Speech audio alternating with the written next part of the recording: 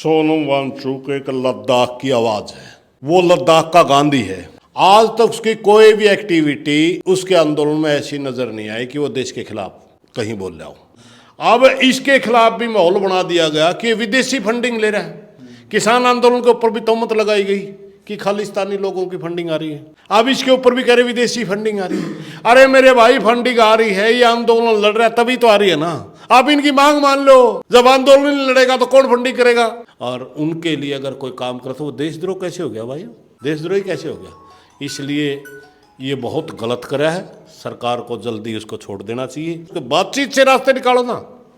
बदनाम करने से क्या किसी आंदोलनकारी को आप इस तरह बना, फिर प्रजातंत्र कहाँ हुआ? सोनम वांगचुक का जो मुद्दा चला हुआ है, उसने देखिए क्या क्या किया देश के लिए, और बहुत से इनाम भी मिले, अवार्ड भी मिले, सम्मानित किया गया। लेकिन आज क्या है, एक असली देशभक्त जेल के अंदर डाल दिया गया। प्रधान जी ने पूछांगे, प्रधान जी की क्या प्रतिक्रिया उनके प्रति? प्रधान जी क्या लगा है सोनम वांगचुक के बारे में? देखिए, सोनम वांगचुक एक लद्दाख की आवाज है।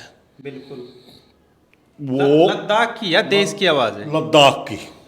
सुनो एक मिनट। वो लद्दाख का गांधी है। आज तक उसकी कोई भी एक्टिविटी उसके आंदोलन में ऐसी नजर नहीं आई कि वो देश के खिलाफ कहीं बोल रहा हो। जिस घटना को लेकर के उनको दोषी बनाया गया, उनको विलियन बनाया गया, उसकी दोषी तो सरकार है। जब एक मांग लगातार आप कई साल तक उठाते रहोगे, अनशन करते रहोगे, पैदल जनता चलती रहेगी, उसके बारे में आप सोचने पे विचार भी नहीं कर रहे, तो नौजवानों में गुस्सा बढ़ना जाहिर सी बात थी। बिल्कुल, वो नौजवानों का गुस्सा था और उस नौजवानों के गुस्से के भी खिलाफ था सोनम। तब भी उसने अपना अनशन खत्म कर दिया था कि हमारे आंदोलन का ये रास्ता नहीं है। अब सरकारों की, सत्ता में बैठे लोगों की फितरत है ये, जो भी आंदोलन के गढ़ में फंस जाएगा, वो आज से नहीं, इस देश में पहले से भी एक जमाना था कांग्रेस के टाइम में, इमरजेंसी के समय जेपी के आंदोलन ने पूरे देश को झकझोर दिया था। जेपी को भी उस समय के सत्ताधारी लोगों ने कहा था सीआईए का एजेंट है। एक टाइम अन्ना के आंदोलन ने पूरा देश में एक माहौल बना दिया था। उस टाइम भी कहा गया था कि केजरीवाल जैसे एनजीओ चलाने वाले लोग विदेशी फंडिंग से चलते हैं। तो अब इसके खिलाफ भी माहौल बना दिया गया कि विदेशी फंडिंग ले रहा है। किसान आंदोलन के ऊपर भी तोहमत लगाई गई कि खालिस्तानी लोगों की फंडिंग आ रही है। अब इसके ऊपर भी कह रहे विदेशी फंडिंग आ रही है। अरे मेरे भाई, फंडिंग आ रही है, ये आंदोलन लड़ रहा है तभी तो आ रही है ना। आप इनकी मांग मान लो। जब आंदोलन नहीं लड़ेगा तो कौन फंडिंग करेगा? ये बिना मतलब की बातें हैं। सोनम वांगचुक एक सच्चा देशभक्त है और वो लद्दाख के हकों के लिए लड़ता है। सेना के लिए भी बहुत काम करा उसने।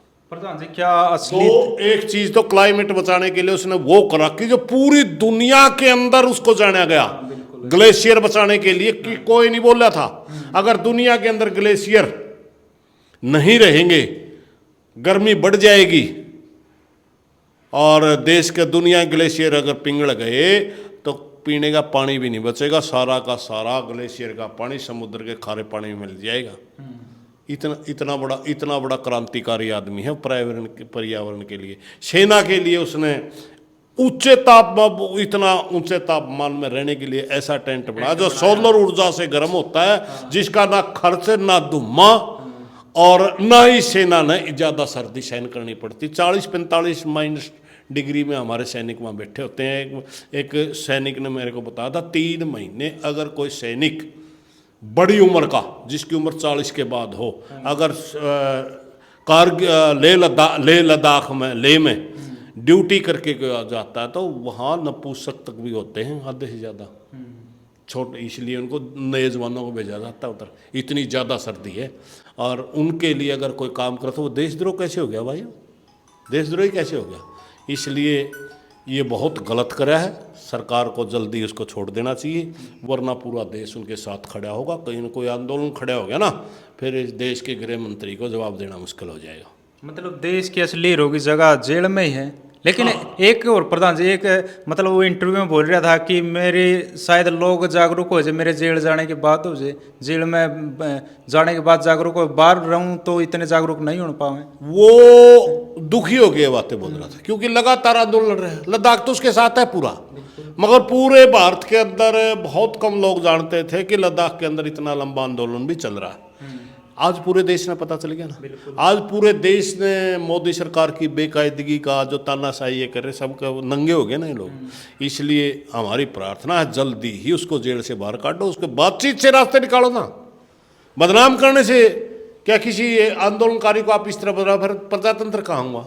फिर तो सीधा ही तानाशाही है, और ये देश तानाशाही को कभी बर्दाश्त नहीं करेगा। इतने बड़े बड़े पुरस्कार भी मिल रहे हैं, क्या उनकी भी नहीं थोड़ी बहुत रखी गई? इनका तो एक ही पुरस्कार है बस, इनका तो क्या नाम है, एक व्हाट्सएप यूनिवर्सिटी चलती है, बस उसमें किसी को भी देशद्रोही घोषित कर देते हैं, किसी को भी देशभक्त बना देते हैं बिना मतलब का। जिन लोगों ने जेल में रहते हुए अंग्रेजों से माफी मांगी, वो तो इनका नागा वीर है। जो लड़ने के लिए तैयार है, अपने अधिकारों के लिए तैयार है, उसको देशद्रोही घोषित कर रहे हैं। इनकी मानसिकता ही अच्छी है, तो इन्होंने जल्दी छोड़ देंगे तो फायदे में रहेंगे। मतलब कोई भी अपनी मांग उठावेगा तो सर्टिफिकेट देशद्रोह का मिलेगा? सर्टिफिकेट इनके पास खूब है। हमारे को भी खालिस्तानी बना दिया था ना जब किसान आंदोलन में बैठे थे। हम खालिस्तानी, हम जानते ही नहीं खालिस्तानी क्या होता है, हमारे को भी बना दिया था। सर्टिफिकेट देना तो इनका जन्मजात अधिकार है, इसलिए उसके ऊपर तो हम बोलते नहीं, ये देंदे रहेंगे ना। हमें उन चीज़ों तक परवाह कराया करते, मगर सोनम वांगचुक के साथ गलत हो रहा है, देश को सोचना चाहिए। तो आप लोग उनके साथ में खड़े? बिल्कुल उनके साथ में खड़े हैं, अगर कोई मूवमेंट खड़ी होगी उसमें भी साथ देंगे।